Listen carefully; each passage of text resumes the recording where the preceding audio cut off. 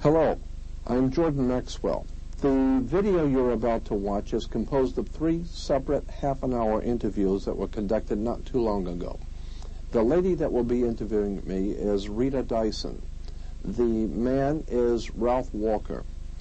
The response to these 3 half-hour interviews when they first aired was so favorable that we felt that we wanted to put them together into one program, and we hope that you will enjoy them. And of course, we would be very happy to hear from you if you'd like to have some further information. I want to thank you for your time.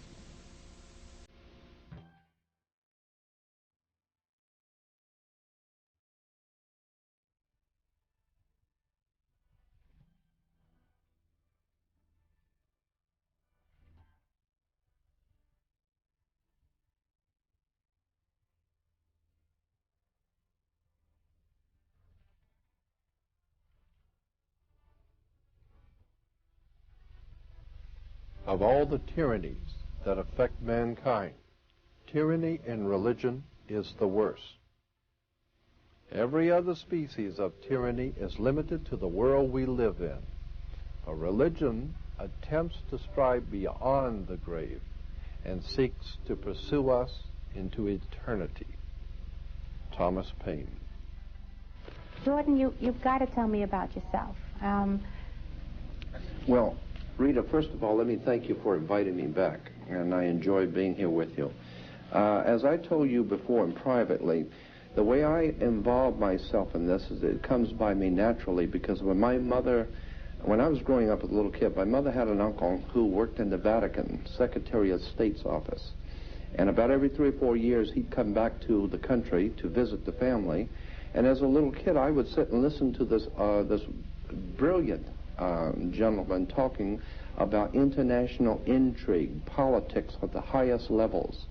And he was quite knowledgeable working in the Vatican Secretary of State's office. And the things he would talk about, the secret societies, the money that was made throughout the world internationally, the politics, and generally the entire world scheme of things, how politics and religion work together behind the scenes.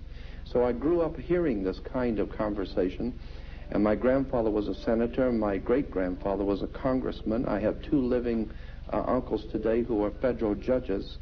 So I grew up around hearing this type of conversation in the family about intrigue and politics and the behind-the-scenes stuff going on in world religion.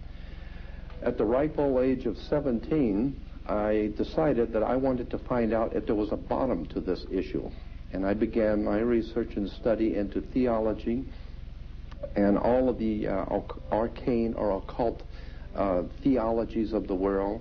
I was fascinated by some of the most powerful movements in the world. And I have come to the conclusion that there has never been on this earth a political movement that wasn't a little religious. And there's never been a religious movement in the history of the world that wasn't a little political. But the problem you run into with theology, and when you get into religion and theology, is that there are 2 kinds of facts that we have in theology. The kind you look up and the kind you make up. And so much of what we have been told and left to believe is true in theology and religion, especially in the Western world, is nothing more, in my opinion, than political propaganda. And I think this can be proven. But over and above the political aspect of Western religion, I am also fascinated, as this book brings out, it's just a general anthology on religion, just generally things which most people don't know about theology and religion that the church would rather you not know. For instance, I get into in particular the connection between theology, which is the world's oldest religion. You can go back to 5,000 to 7,000 years before Christ, and the worship of the heavens what dominated the ancient world. As I said, I don't believe that there are too many people today in the Western civilization who have really looked at where religion came from, where our ideas and concepts have come from. Now, we don't mind, we are all aware of how other people can be wrong in what they believe. Because other people, we have a theology, and other people have a mythology. Other people are wrong because they don't share your concepts and your belief, and that's because they don't understand. They're wrong, but they don't understand. I am saying that we can all be wrong. There's not one human creature on the earth that is so well informed that they cannot possibly be wrong on something. All I'm asking my audience to do is to look at the facts of where Western religion has come from and look at behind the scenes the connections between government and religion. Let me give you an example. Okay, but even... All right. Well, let me give you a quick example of just the point I made between tying government in with religion. When you go into most churches today, you will see the altar is 3 tiers high. It's 3 degrees high. It has, in most churches, they will have a fence with the gate, and only the priest can go through the gate or through the fence up until the altar. When the priest, the clergy, comes out, he's dressed in a long robe. Everyone stands out of respect. It's the same thing in any courtroom. You have the people of the congregation out here. You have the fence with the gate, and only the attorneys can go through and speak for you. And the bench is 3 tiers high. The 3 tiers high in the church and courtroom stand for the first 3 degrees of Freemasonry. When the judge comes out, he's dressed in a long black robe, just as the priest is dressed in a long black robe, just as you will be dressed in a long robe when you graduate from university or college.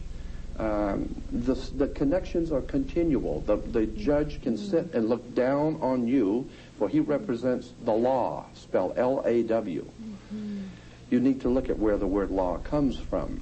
And then, of course, the priest can look down on the audience and the people in the church. He represents God, which is the law. So you're saying that people should start looking at things with a different eye. Yes. Than what they, in other words, people just take it for granted. This has always been, and this is the way it is. Absolutely. But there is an origin for every one of these things. Gerald Massey, one of the greatest Egyptologists that ever lived, wrote that they will find it difficult, those who have accepted the authority as truth rather than the truth as authority. And so I'm saying that that's what's happened to us as a civilization in the West. I'm not interested that much in the East tonight. I'm more interested in our Western way of life and the religion, the philosophies that guide our lives, the mere fact that in this country, in America, when you run afoul of the law, they say you have broke the law, just as Moses broke the law. And of course the sheriff has a 6-pointed badge as the Star of David, or the 6-pointed hexagram. All of our judicial proceedings in court are based on the old common law of England, or Britannia. And incidentally, Britain is Britain, or British. And Brit in Hebrew is a contract or a covenant. And the word ish means man or men. Therefore, the word British is the covenant men, or men of the covenant. Okay. It's a fascinating story when we understand that our government is based on religion, and we didn't even know it. And I'm saying, wake up, do your homework. Okay.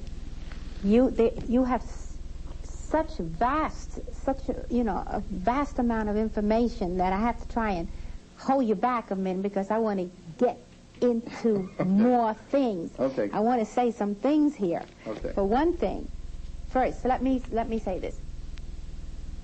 How would you classify yourself? I mean, are you religious, or are you spiritual?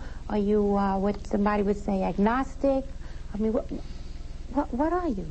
I'm a common man, an ordinary man, in the pursuit of an extraordinary subject.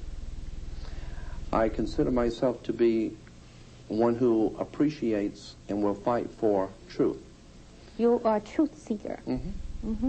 I think that's probably the best way to term it.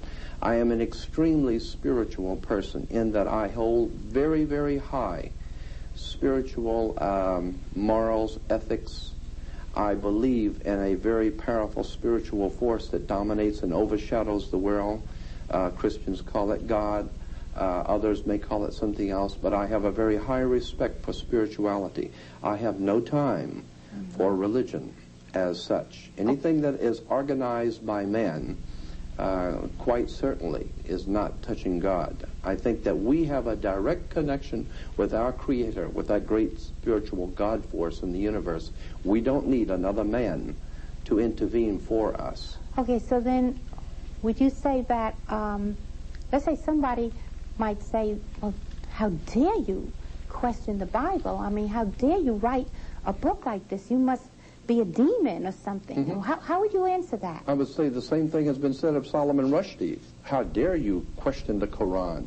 How dare you question the Karl Marx in the Communist Manifesto, or Mao and the Little Red Book of Mao? How dare you question authority? I'm saying that the man that we read about in the New Testament, the one called Jesus, if he taught us nothing, it was to question authority. Because anytime you give away your spirituality and your authority, and you do it yourself, you know, no one comes and puts your hand behind your back and forces you to give up your spirituality and your individual freedom and your right to be a human being and decide for yourself. You do that yourself. And when you do that and you give up your sovereignty to the government, to the church, to a religion, to a book, to a concept, to anything, you are enslaving yourself. All I'm asking the public to do is do a little research. See if what I'm saying is wrong and judge for yourself. Mm-hmm. I'm not advocating. I'm not running for a political position. I'm not trying to start my own church. What I would like to see done as a spiritual revolution in this country where people say, just say no. Just say no to organized religion. Just say no to organized government. Just say no to tyranny. I don't care where it is and what color it is. Bigotry, ignorance, ill-informed stupidity. Just say no. From here on out, the point I'm making is that you need to do your homework. You need to study and find out where things came from. What happens? What happens when they do find out? What happens to those who their whole life has been the Bible? There's so many people who have, the Bible is what keeps them going every day. What will they have to replace it? Ask the Russians in Russia today. Ask the Russians in Russia today, what is it like when you find out that you've been hoodwinked, that your government was not the most powerful, the most wonderful government on earth, and now it has totally collapsed? Now what are you going to do? You trusted, you brought up your children, you wasted your entire life, and you went along to get along. And now what happens? Your whole world is collapsing around you. And why? Because you didn't do your homework and you didn't stand up for what was right when you could have. You went along to get along. Because it was comfortable at the time, and now it's very uncomfortable. And I'm saying that that's what we all have to do, is look at the uncomfortable facts, that nothing is permanently on this earth. That nothing is permanently on this earth. No. Let's see. They have here Bible models, Bible morality. They have here, who was Jehovah? And this is Thomas Jefferson who wrote this. Who was Jehovah? A being of terrific character, cruel, vindictive, capricious, and unjust. Then also, who was Abraham? An insane, barbarian patriarch who married his sister, denied his wife. Who was Jacob? Another patriarch who won God's love by deceiving his father, cheating his uncle, robbing his brother. This is Bible morality. Now understand, I didn't write that. Other authors are in the book. Okay. But the point I wish to make, one does not need to even read the book. Okay. One can all just read the Bible and read and put flesh on the things which happen in the Bible. This is in the Bible. Of course it is. This is in the Bible. Are you aware that there were 15? Now let me ask you something. Are you aware that there were 15 other major religions? This is history now. Okay. Not conjecture, history. There were 15 major theological religious movements in the world before Christianity, that taught exactly the same identical story of a Messiah who came to the earth, who was born in a manger, who died on a cross, who had 12 apostles, who died with a crown of thorns. Are you aware that there were 15 major religions that had the same identical teachings of Christianity? Most people aren't. And I'm very suspect of a 16th religion which is copied off of 15 previous religions, and I am told that this one is the truth. I become very suspect. That's the way I am as a teacher and as a researcher and a writer. I become rather suspect, and I tell you something else I'm very suspect, and that is the connection between government and politics today in America. I think both should be investigated, and that's what this book attempts to do. Look behind the scenes of both our authorities in the world, religion, politics, and money. So when that happens, people will actually have almost a renaissance of themselves. Let us hope so. And a whole new type of person can come about. I think you will agree that that's what we need. Our country is in trouble. Our families are in trouble. Our whole human race is in trouble. And basically we can boil it down to three problems we all share on this earth in common: religion, politics, and money. And I'm telling you, the three are not separate, they are all one, because in the ancient world, the king always represented not only temporal power, but also heavenly power. He was the connection between the people and God. That is why today we have you cannot get married in this country today in America. We are told that there is a division between church and state. No such division exists. If you want to start a church, you must get a 501c3 permit from the government. You must get permits. You must pay the fees. You must do all of these legal things, the red tape of government, before you can set up a church. Now, once you've set up the church with all the government's permission and permits, you cannot get married in this country unless you have a marriage license first. Then you can go to the minister and be married. And if your marriage doesn't work out, you don't go to God. You go to a judge in a courtroom. I'm telling you, there's something going on here between religion and politics, and it's money. It's power.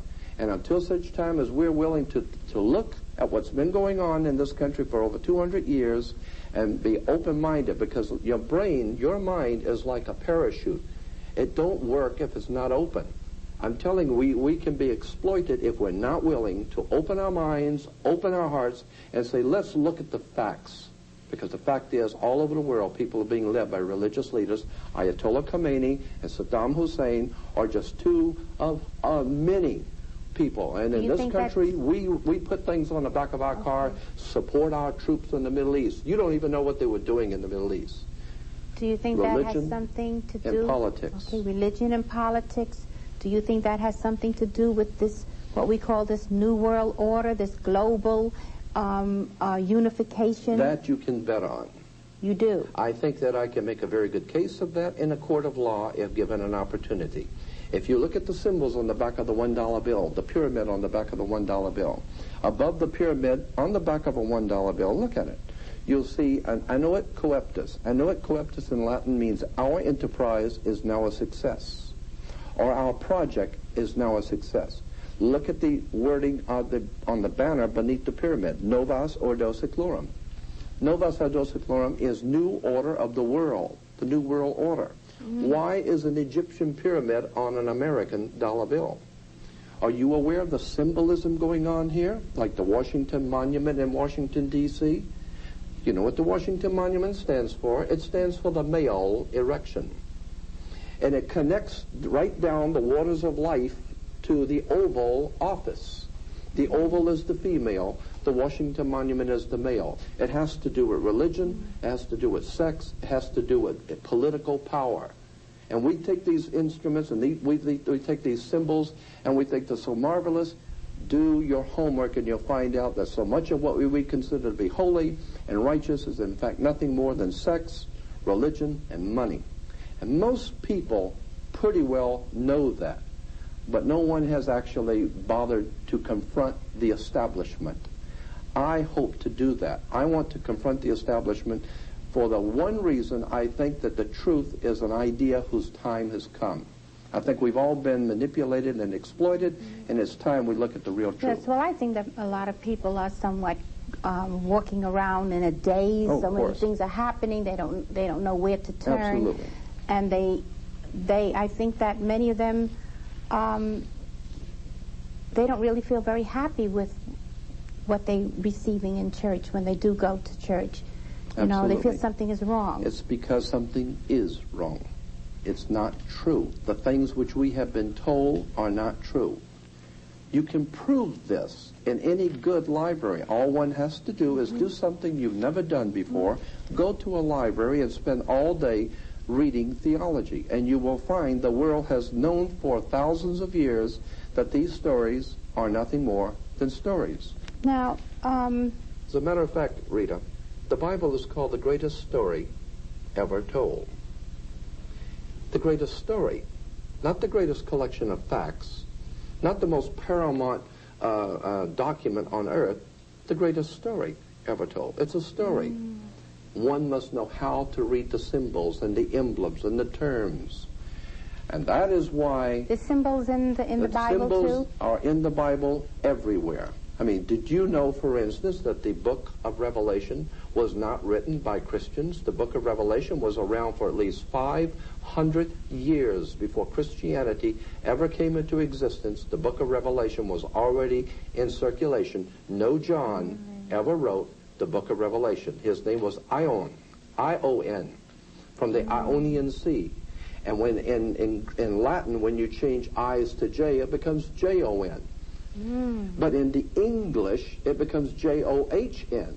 So that today we're told that John wrote the book of Revelation. No such John ever wrote the book of Revelation. It was written 500 years before Christ was ever born. Oh, this is just, you know, it's earth-shaking. Wait till the real truth comes out about religion and politics in America, and you're going to see the earth shake. Are you ready for the tomatoes? Are you ready to duck? I've already gotten it many times. Okay. Now, in the book your church doesn't want you to read, you have an article, Astrotheology. Yes. Right? And I co-edited the book with Tim Leadham. He was our editor. Tim Leadham is the editor of the book, and I helped him co-edit it. Right. But I also did a chapter on astrotheology. Astrotheology, and I wanted to say also Steve Allen. Yeah. Also wrote. Steve Allen is a very brilliant too. writer, and he is a part of our book. Now, you have now, we opened up the show with Thomas Paine, a discussion by him, but you must like Thomas Paine, because you also have him on here. Absolutely incredible man. Okay, he wrote, the Christian religion is a parody on the worship of the sun, in which they put a man whom they call Christ in the place of the sun, and pay him the same adoration which was originally paid to the sun. Why did you select Thomas Paine, and tell me more about this astrotheology? Well, because that is a classic comment about astrotheology. Astrotheology is the basis for all religion in the world, period. What does astro mean? Astrotheology. Theology is the worship of a religion, theology, and astro is the heavens, the worship of the heavens. From as far back in history as we can go, man has always worshipped the heavens. That's why we're even told in Western civilization that when you die, you'll go to heaven. And that, of course, the interesting point that Thomas Paine was making is the same one that I continue to make, that the whole concept of the sun, S-O-N, God's Son, goes directly back to the old concept of God's Son, S-U-N, being the risen Savior, because the Son is the risen Savior. It does rise. And, of course, God's Son, S-U-N, the Egyptians said had an evil brother. He was the Prince of Darkness. And he came out at night to rule the world. When God's Son died and went away, the world was in the hands of the Prince of Darkness. And his name was Set. And he came out at sunset. Okay. Today, even the Egyptians said that newborn son that came up every morning, his name was Horus. And they would come out in the temples of Karnak and the temple at Thebes and Heliopolis, Egypt, And when the sun would come up in the morning, as they still do in the Islamic faith, they would meet in the morning to greet the coming of the new sun. We do it in Easter. We have Easter sunrise services. Yes. Horizon. Horus Horizon. That's where we get the word horizon. I'm saying that there are 15 major religions in the world before Christianity that have taught the same thing. It is a very ancient, old story. That's why the Bible's called the greatest story ever told. So now, and I'm not saying there's not good spirituality in the Bible. I am saying that it has been twisted and used by political powers for a political agenda to keep us ignorant, ill-informed, and unread, depending on the Lord to come back to help us, when in fact there is no Lord coming back to help us. Education, knowledge, and your own personal spirituality and investigation of what the story is really about. Do your homework. That's the only salvation we have left. Well, there's a few questions I wanted to ask you, but okay. What about there's no Adam and Eve? No, or the word Christ? no Adam comes from the word Adam. No, that's why the Hebrews do not take part in Christianity. The Jews do not accept Jesus as the Messiah, and many Christians, jumping to conclusions, say, well, the Jews don't accept Jesus. That's because they hated the Messiah. No, no such thing is true. The reason why Jews do not accept Christianity is really rather simple. They know the story. And they know it's just a story. It's the Gentiles that don't know this. What we need to do is wake up and find out that this is a story. What is the story telling us? Now, in our last discussion, you were saying that the government, which says about separation of church and state, but that is not true. I don't believe that. The government is very much involved with religion. Yes, yes. Actually, if you'll go back to the very beginnings of mankind, there's always been this coexistence between government and religion, between church and state. And of course, in all the ancient empires, the king also was the mediator between God and man. So he wasn't just the king of the state, he was also the mediator between his people and God. Up until the time of the French Revolution, that was always the case even in Europe with the papacy. Today, of course, we in America like to believe that we have a division between church and state. But it is my proposition and my idea that no such division exists, that the church as we know it today in Western civilization is in fact nothing more than a tool and a counterpart to government. It is like two hands, government and religion, both helping the one mind to do its work. And so that's what I am intending to do, is to enlighten people as to where government ideas, concepts, and belief systems have come from, and theology and religion, and where those ideas have come from, and show the connections behind the scenes of how we, because we're unread in the field, are being manipulated and exploited by government and religion. And I think it's an idea whose time has come. And you asked me before what kind of a reception I get. I get a very powerful, positive response. When I was in New York, on ABC New York, with Bob Grant, I was supposed to do a half-hour interview. I ended up doing a 2-hour interview. The response was overwhelmingly positive. Many people in our country know instinctively that there's something going on in big government, big business, big money, and big religion. And everyone seems to know that, but no one has, as of yet, gone into and brought out all of the facts surrounding religion and government in our country and the monetary and the money connection. Okay, that's what I'm trying to do. Yes. Now, wouldn't you say that that allows? In other words, if people begin to see what you're saying, and I mean, our government, the guidelines, it's based upon, the moral guidelines is based upon religion, right? Absolutely. Now, if you take away the religion, what will happen to the moral guidelines? Well, I'm won't not have trying. any. You see, now, I'm making the distinction here. I'm not talking about spirituality. I am a very highly spiritual person. I believe in a divine overshadowing in the universe. I You do believe in the absolutely divine. in a divine God or creator. I totally am convinced that there is a divine essence to us, and so I have no problem with spirituality. What makes you convinced? Well, I'm talking about organized religion. No, but what makes you convinced about that we do have a divine spirituality? Oh, I think that there are far too many things that happen to all human beings that we know that there's more to life than just us. Okay. I think that we've all had too many experiences. Every one of us have had experiences, some even more so than others. Right. But to prove that there is some sort of a spiritual dynamics to our life. I myself have had many experiences in a spiritual way to convince me that I am not here on this earth by myself, that there are spirits here. I believe in a God or a creator. I have no problem, as I said, with spirituality. I have a very big problem with government, money, and religion.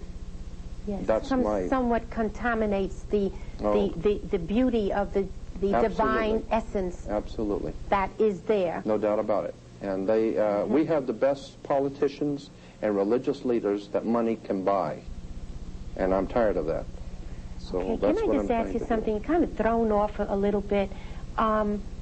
Do you believe in reincarnation? And what does the Bible say about that? And well, I believe that I think that you can make a good case for this, that in the Bible, in the Old Testament and the New, I believe that there was much in the Old and New Testament to support reincarnation, but was dropped out and taken out during the Middle Ages, because we know that happened. We know many scriptures were deleted, and some things were put in that were not in the original. Mm-hmm. So I think that the scriptures dealing both in the Old and New Testament with reincarnation were taken out purposely, because the church felt that that would be harmful to the people to think that they come back and they come back again. Because if you keep coming back before God and other lifetimes, then why do you need to contribute to the church today? Why do you absolutely? Why do you even need to go to church today or to even hear the priest if you're going to come back the next time and do it over again anyway? So I think the church said no, none of this. We have to take that out and let everyone believe that they only have one time through, and that's it. So you have to be in subjection to religion. Oh, so that right there shows the government being involved with the. Well, I mean, even in European history, our history of Europe is filled with the papacy and the Pope of Rome being involved with the kings and the princes of Europe, and of course that's referred to as the old order of the world, the old world order. And of course in America we have our religio-political foundations, and we call ourselves a new world order. Mm-hmm. That's on the dollar bill, the back of the dollar bill. So there's a lot of connections behind the scenes between major religion, big money, and government. Mm-hmm. And that's what the book is about. The book your church does not want you to read. It's just a general anthology on all of the things that are in religion that the churches don't want you to know about. Now, as we explore this, what happens to people as they become more enlightened? What else will, I mean, I can't think of people not ever having a church in their life. Church seems to mean so much, give so much more. I mean, how would the church be completely changed? Would we ever have a church again? Well, I mean, did they have churches in Adam and Eve's day? I mean, when creation first began and the ancient peoples of the ancient world, did they have churches? You see, I'm saying that there's a very big difference between religion, which requires a church and the clergy and money and organization, as opposed to spirituality within your individual self, spiritually between you and your divine creator. I don't believe that there is necessity for a church, synagogue, or whatever. I think that the spirituality is between you and your creator. So I don't see a need for the church. Yes, I think I kind of pick up what you're saying, is that you want to bring back the essence and the innocence of people. Yes. And not Absolutely. have it all of this drama. Accoutrements of entertainment, like entertainment tonight. Entertainment. Right. Right. And so I see nothing spiritual in the church television and church radio. I see nothing more than the Madison Avenue promotion of religion that always and in every way supports government. That would be a major metamorphosis for people. Yes. If that was to ever happen. I think that's going to happen. I think that we are being forced by events in the world to wake up and begin to question our foundations and our belief systems. We expect the Arabs to do so. We expect the Hindus to examine their foundations and see that they need to examine what they believe. And it's very good for everyone else in the world to examine what they believe. So why isn't it good for us to do the same? So now that Freemasonry, is that where symbolism started coming about? Well, yes. Let me explain why I got into symbolism. As you said in the beginning of the program, my mother had an uncle who worked in the Vatican Secretary of State's office. And every few years he would come back to this country and he would sit and talk for days about all the intrigue going on behind the scenes of religion and politics. And it was a very interesting conversation because, and I was just a small child growing up, but I would hear him. And I would hear this kind of conversation where he would deal with symbols and emblems and secret societies and fraternal orders and the wars and revolutions. Do you have that to show us? Any symbols? Well, we don't have that with us tonight, but we do have a few slides that we'll get into in a few minutes dealing with the foundations of Western religion. But in relation to the symbols, all of these emblems and symbols mean something to us, you know, and so many people are unaware. I mean, the Bible has Jesus saying, many will look with their eyes but not see. And that is certainly true. People look at symbols all day long and have no idea in the world what they mean. And symbols are very important. And if you don't think so, watch someone wearing a swastika go into a synagogue and watch the reaction that the Jews will have when they see the swastika. Because symbols mean something. They have very powerful I've supports. often wondered about the swastika. Isn't it like a cross? Well, it's the Hindu originally. The swastika from Germany was a Hindu symbol. And of course, then it generated down into, finally, the Nazis picked it up, like many other nations, and other people picked it up, too. The American Indians had, and the Buddhists have the swastika. Are we going to go to the slides? I think yes, if you'd like, we can go to the slides. I was just I'm just going to make mention about the foundations of Western religion. Or maybe we can do that on part, the next show. We can. Well, let's go on with this since we've already introduced the idea of Western religion. Of course, we know that the Western religion is based on a far older Bible, the Bible of the Old Testament. Even further back, if you'll go back into the most ancient history of the world, in the Middle East especially, you will see, as we will show you now, the volcano was one of the many things that were worshipped in the ancient world. The volcano was very important because it represented life and creation, and it had a sexual connotation. Wow. That's why today in most men's rooms in hotels or restaurants there will always be a triangle on the door. Triangle being the pyramid. Pyramid comes from the word pyra, meaning fire, and mid, meaning middle. Right. The fire of sexual generation is in the middle of the human body. That's why the volcano always represented sex, the coming of life and the fire of life that brings new life to the world. So the volcano was a very important symbol to the ancient people. We'll go to the next slide and we will see how, now here is the encyclopedia discussion of, and let's go to, we'll see it says the volcano, like any other impressive or fearful aspect of nature, volcano have become the objects of worship for human beings from the earliest Stone Age. Yet the original Yahweh, which is one of the gods of the Old Testament, the original Yahweh seems to have begun as a volcano god also. Mount Sinai, where Moses encountered him, as was the seat of the Midianite god, and in the Midianites' earliest homeland, he was identified with the local moon god Sin, which is where we get the name for the mountain in the Middle East, Sinai or Sinai, comes from the old moon god Sin, after whom the mountain was named. The appearance of Yahweh, as I said, Yahweh is one of the ancient gods of the Old Testament. And the reference work says, the appearance of Yahweh as a pillar of cloud by day and a pillar of fire by night. So that's the way the Old Testament God Yahweh appeared, and that was found in Exodus 13:21 and 22. Now the word volcano, and this is important now, the word volcano, and let's go back to it, here it is. The word volcano comes from the Latin volcano god Vulcan, or Vulcanus, derived from the old Cretan deity Vulcanus. I want to repeat that. This is the most important. That the word, let's go back to the slide because I want to show that the word volcano comes from the Latin volcano god Vulcan. Okay, let's take the next slide. Now we're talking about the old volcano god. Let's go to the next one. Now here we have the pillar of cloud by day and the pillar of fire by night. We see the Israelites in the desert, and there's their God representation. And we'll go to the next slide now and see that in the middle, here's a reference work on Job 38.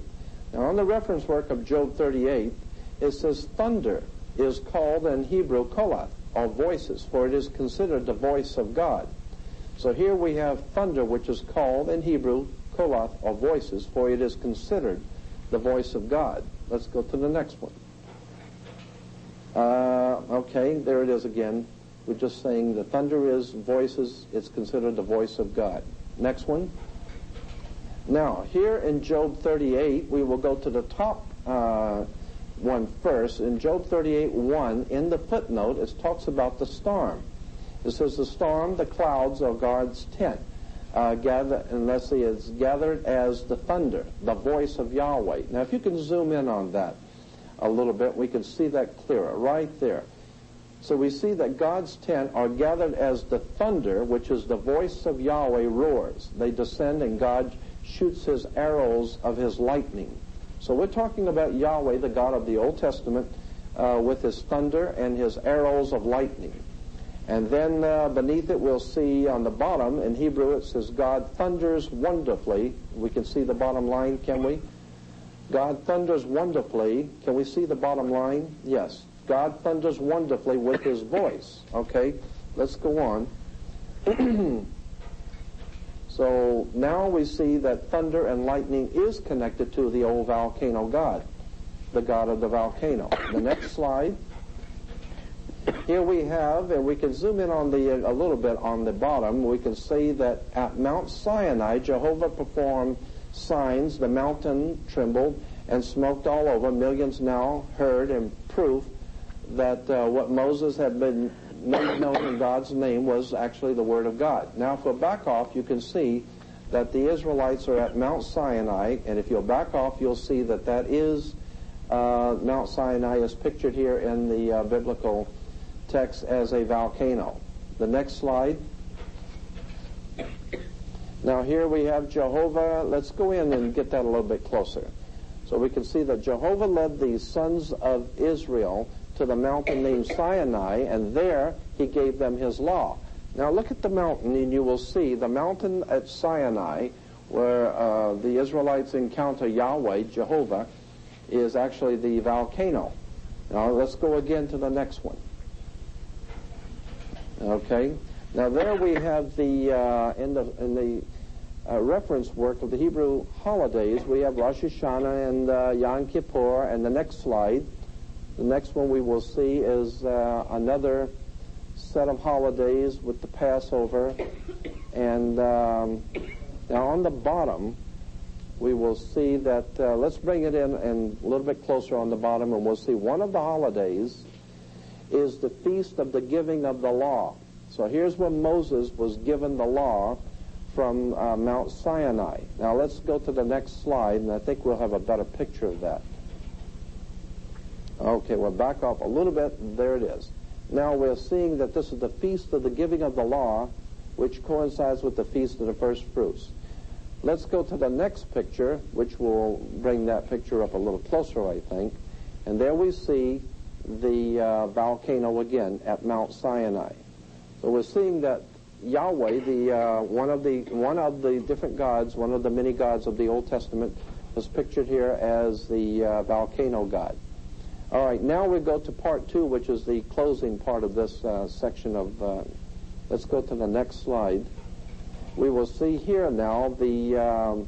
Let's see. Okay, now you'll see here on the Torah and you'll see the benediction symbol. Now let's go on. Let's go to the next one. This is the rabbinical benediction symbol. That's the blessing symbol that the rabbis bless the congregation. Next one. Okay, now we see the high priest of Israel blessing, and you'll see the hands raised in the priestly blessing for Yahweh, the volcano god, or Vulcan. Okay, we'll go to the next picture there again in the synagogue in Los Angeles. Let's go to the next picture. I think we got a better one, and you will see. There we go. We have the prophet giving the benediction symbol. One more now. Let's go to the next one. All right, there is the, move in on that if we can a little bit, and you'll see the hands a bit. The Pentateuch scroll crown with hands raised in the priestly blessing. So we see this is a priestly blessing in the Hebrew. All right, and that, we'll go on one more. Let's go to the next one. Here is the rabbi giving the priestly blessing for Yahweh at the synagogue. And one more, which is the last picture, will be explaining why Mr. Spock gives the priestly blessing. The next picture, the priestly blessing, and that's why Mr. Spock is called a Vulcan. That was the whole idea of the Vulcan, comes from Vulcanus, or the old Cretan deity, which was later to be found in the Old Testament under the name of Yahweh. And that ends the slide presentation. So the point I'm making is that when we find the foundations for our religious movements in America and in Europe, and then we find that from those foundations of the religious movements, we have our political movements. And so therefore, what we need to do is understand that our religions and our politics are both one and the same. And if we're under the law and have to be a nation under law, the law is, of course, the law from the old Cretan volcano god Vulcanus, the Vulcan. So I'm saying, as I said, there are two kinds of facts in theology. There's the kind you look up and the kind you make up. And all I'm saying is that there's been a lot of theology that has been given to us, but people need to do their homework, because so much that we've been given, which is holy, comes to find out when you do your homework is not that holy. Can I ask you one more thing? Yes. Okay, we know all of the symbols and so forth.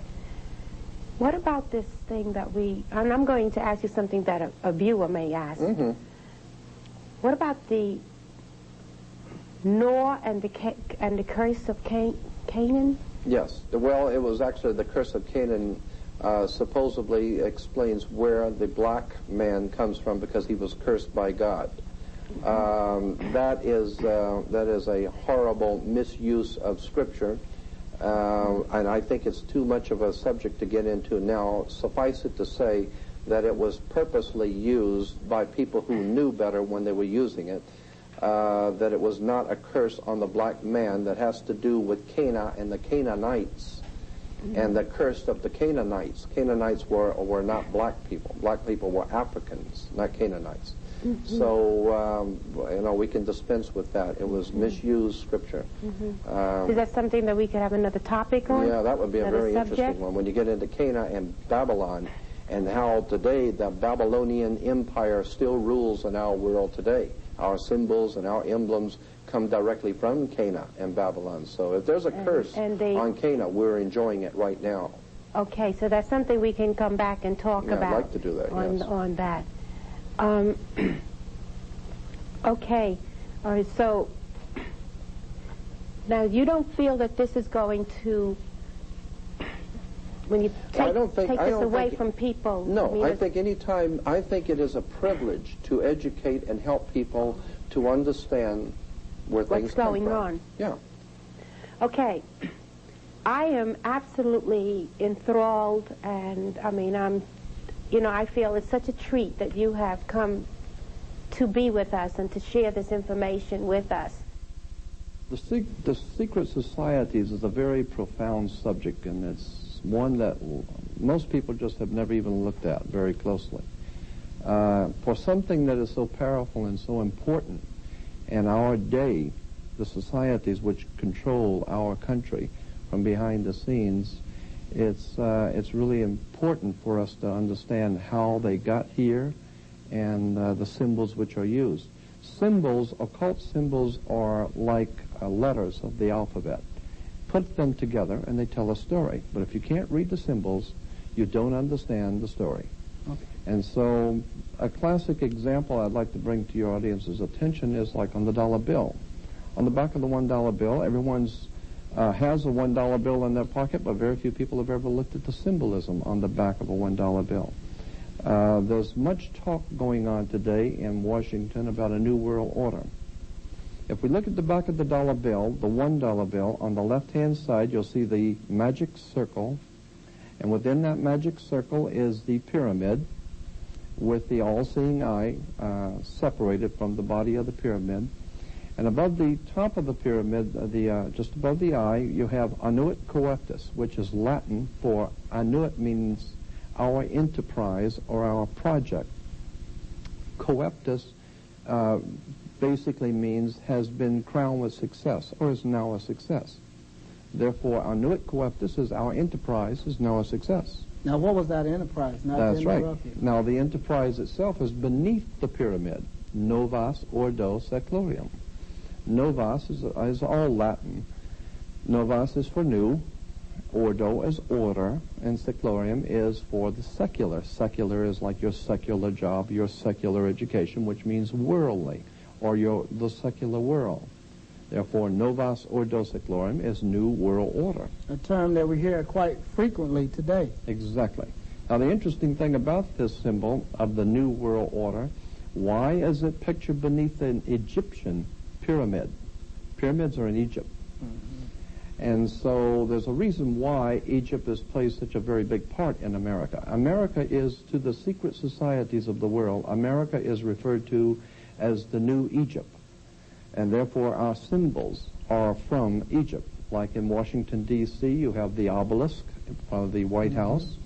The obelisk is Cleopatra's Needle. Known as Washington Monument. The Washington Monument is nothing more than the Egyptian Cleopatra's Needle. As a matter of fact, if you fly over Washington, D.C. and look down, and you have pictures in libraries of Washington, D.C. from the air, you will see that it is laid out in a tremendous pyramid with the Capitol building in the triangle at the top. There's the long waterway, which is the River Styx, which is out in front of the Cleopatra's Needle. And, of course, at the end is the magic circle, the Masonic circle. So it all has to do with ancient occult secret societies, fraternal orders, and their symbolism. Now, a question that some viewers may be wondering, why the writing, why is it in Latin and not in some African language? Well, why Latin? Because, that's a very good observation, because it is African symbolism, but Latin language, because the, how would you say, the new order was going to be made up of a white society, a white elitist society. And it would be based on the old mysticism and religion and philosophy of Africa, but it would be a new Africa or a new Egypt. So you're saying that new societies go all the way back into the Great Pyramid? Oh, yes, it goes all the way back, right. As a matter of fact, if you remember, the pyramids are made out of bricks.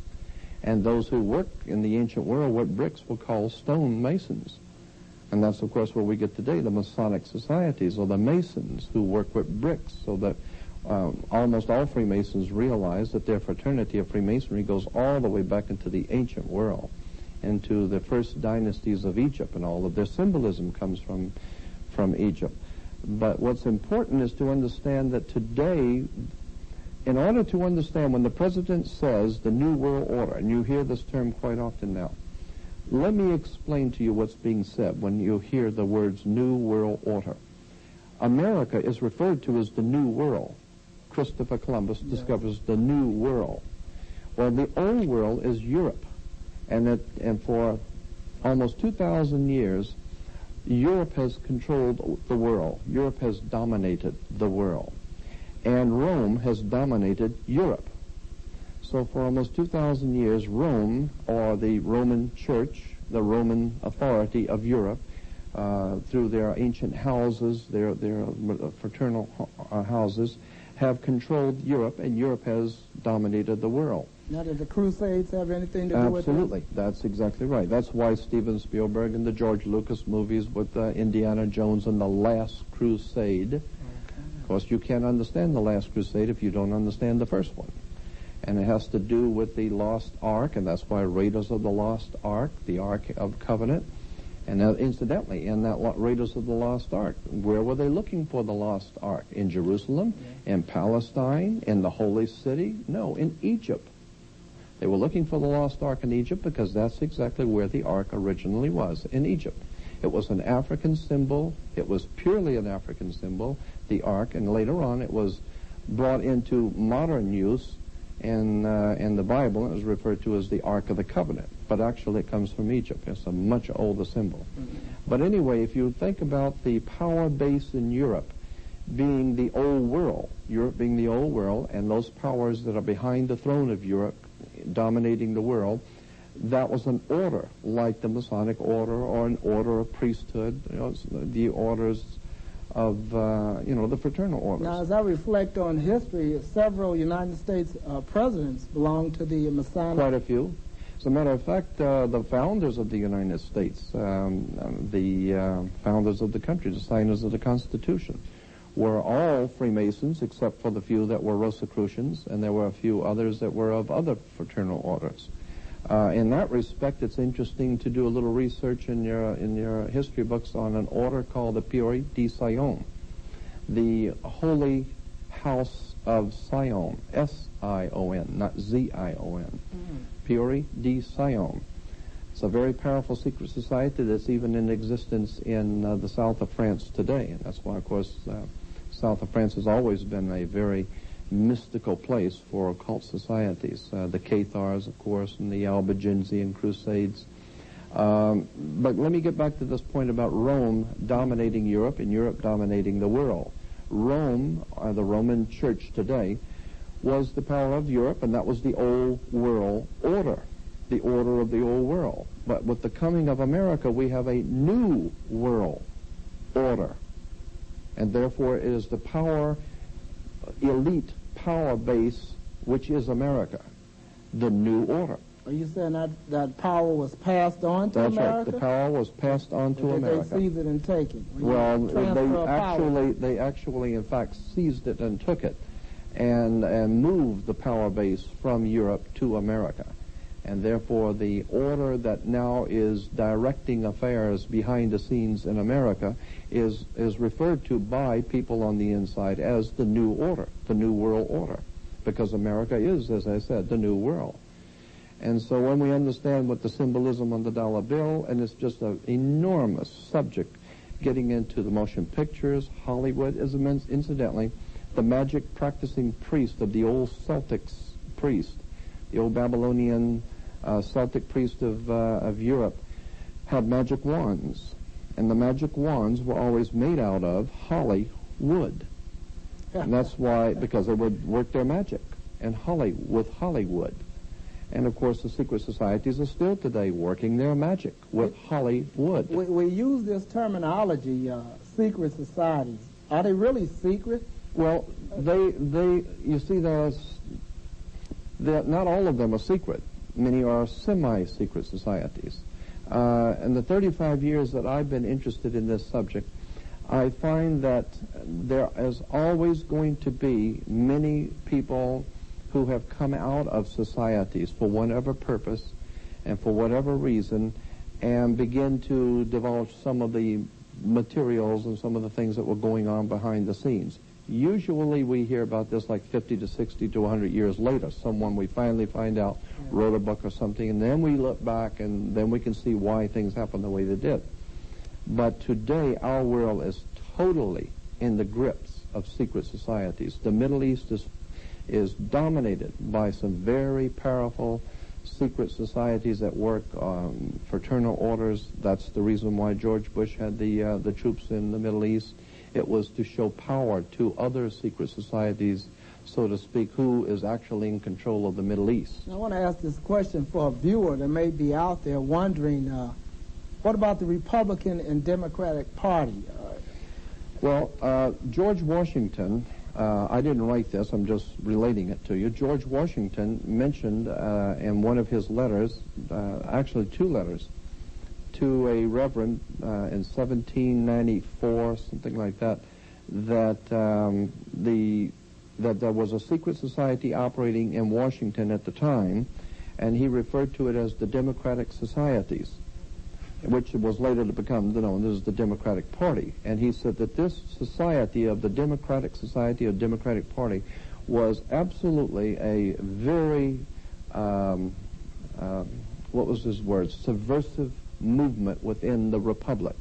And it had as its motive, the dividing of the people from their government. To divide the people from their government so that you would send your elected leaders, your democratically elected leaders to Washington, not realizing that those elected leaders would be members of secret societies and fraternal orders, which would be working in concert with the secret societies in Washington. And you have to understand that Washington, D.C. is a very powerful spot in the world for secret activities. All right, well, I'll throw in a name like Ross Perot. Yeah, well, Ross Perot, I mean, he's even a newcomer. I go back into Woodrow Wilson's day. Woodrow Wilson's connections with occult orders and the occult symbols on the dollar bill. There's an interesting point about the dollar bill on the right-hand side with the eagle. Of course, the eagle is the old phoenix symbol of rising from the ashes of destruction, coming from the old Roman symbols, which even goes back even further than that. But above the eagle on the right-hand side of the dollar bill, you'll see 13 stars just above the eagle's head. 13 stars, and there are 13 cloudbursts around the 13 stars. There are 13 feathers in the wings. There are 13 stripes in the shield. On one side, there are 13 arrows. The other side, at the bottom, there are 13 leaves and 13 berries in the leaves. The pyramid on the left-hand side has 13 layers. Now, what is berry symbolic? Well, it's just the most important thing is the 13. Why is 13 so dominating the dollar bill? Because 13 is a very powerful, mystical number to secret societies because, incidentally, our 13 colonies, the original colonies, were the reason why we didn't have 42 colonies. Why didn't we have 10 colonies or 127 colonies? Why do we have 13? Now, some viewer out there might say, well, 13 is an unlucky number. That's right. 13 is an unlucky number for you. That's the point. 13 is unlucky for you to use because it's a holy number. The 13 is based on Jesus and his 12. Jesus and his 12 make the 13. The 12 followers of Jesus were called in the Bible the cornerstones of the New World Order, the cornerstones. Jesus is twice referred to in the New Testament as the chief cornerstone the builders rejected, the chief cornerstone. Mm-hmm. The word chief cornerstone in the Bible is a Greek word, means the peak of a pyramid. That's what it means. So the top of a pyramid. Therefore, that peak of a pyramid is a chief cornerstone. And according to the old occultic understanding of the old Kabbalistic understanding of the Bible, that pyramid at the top with the eye is, of course, Jesus. The eye goes back to, of course, Horus, which was the sun in the ancient Egyptian. And, of course, today we have that eye on the dollar bill representing Jesus, or God's Son. Now, do you know the person that designed the artist? Yes, the artist that designed, I'm not sure exactly who designed it originally, but that symbol on the dollar bill on the left-hand side with the pyramid has been in existence just as it is today, was in existence in 1774. In Bavaria, south of Germany, in Bavaria, there was an organization, a secret society, a fraternal order called the Illuminati. They used that exact identical symbol. You can still see it in the European libraries and museums. The question is, how does it end up on an American dollar bill? That's the question. Right. If it was an old German secret society. Well, and that gets into some of the fraternal orders that are behind the throne in America. There's such a vast subject. Which leads me up to a question, not to cut you off, but what is the impact of secret societies on American politics today? It absolutely is the heart, the blood, and the brains behind America today of secret societies. The Republican Party is one hand, the Democratic Party is another, and the brain is the secret societies behind the scenes. Very powerful, intelligent people are at work behind the scenes governing both the Democratic and the Republican Party. Now, go ahead. Well, I was just going to say, so in point of fact, it doesn't matter who is made president. The power is always going to be in the hands of the people behind the scenes. That's why in America we have a right to elect. We love to talk about our right to elect, but we don't have a right to select. That is decided upon by those who are in power. Like today, the Democratic Clinton and the Democratic candidate Clinton is a member of the is a very well-educated man. He is a Rhodes Scholar. Yes. And if you understand what the Rhodes Scholarship comes from Cecil Rhodes of South Africa.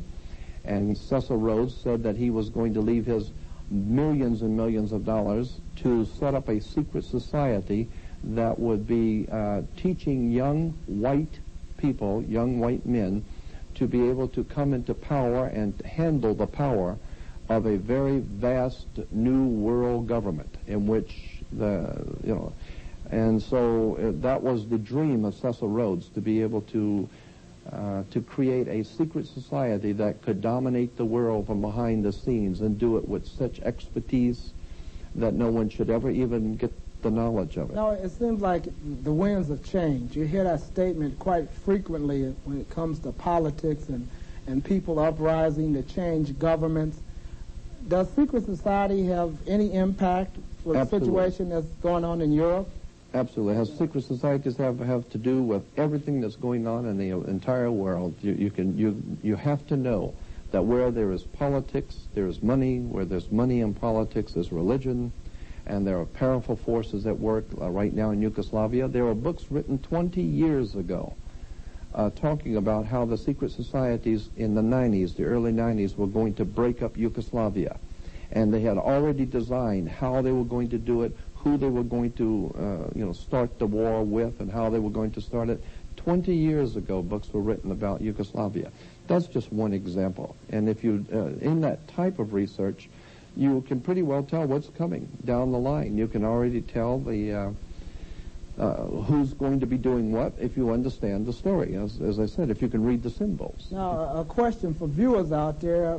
You're not just predicting doom. What can the American people do, or people that want to change? What can they do to expose these societies?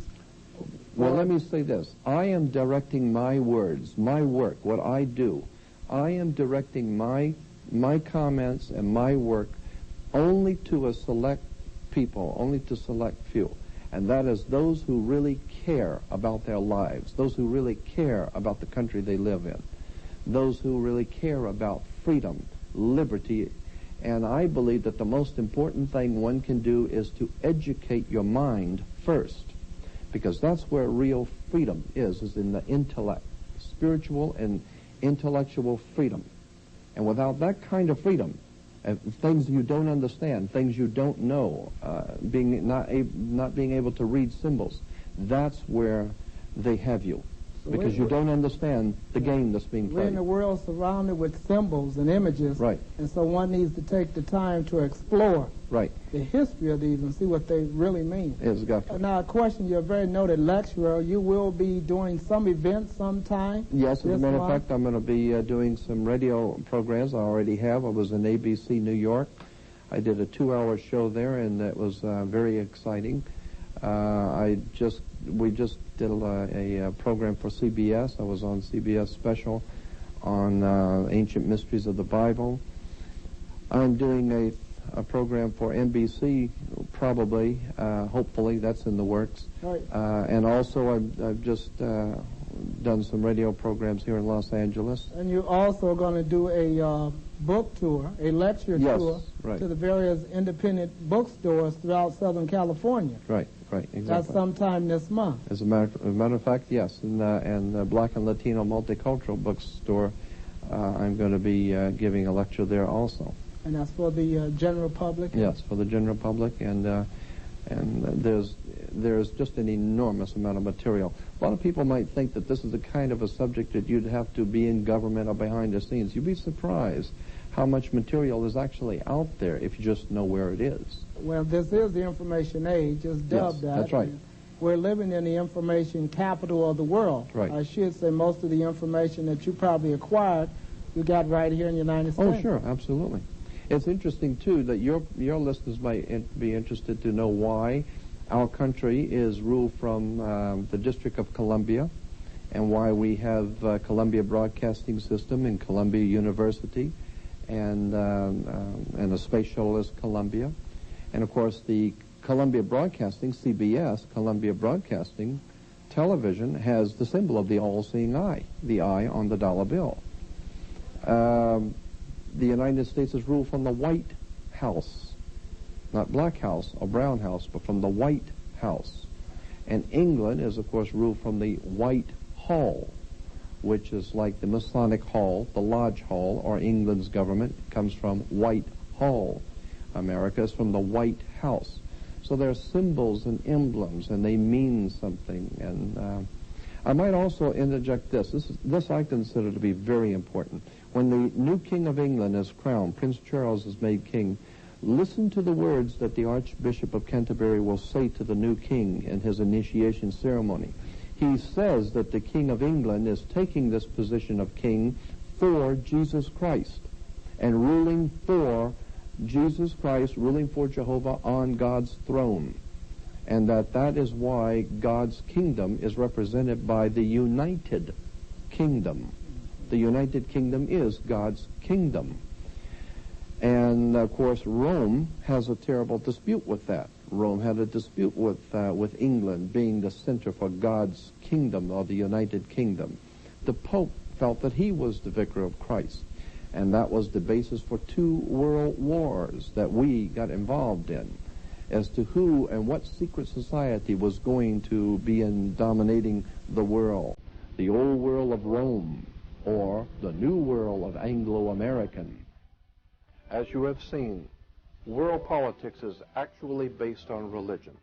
And a very good place to begin your research would be The History of the Christian Religion to the Year 200, 556-page hardback in limited supply. And a most exciting book called Symbols, Sex, and the Stars. This is one of my most favorite books. It's 396-page book on all of the hidden occult or hidden symbolism on sex, astrological, astrotheology, the Kabbalistic sciences, all of the ancient and strange things in religion that just most people are not aware of.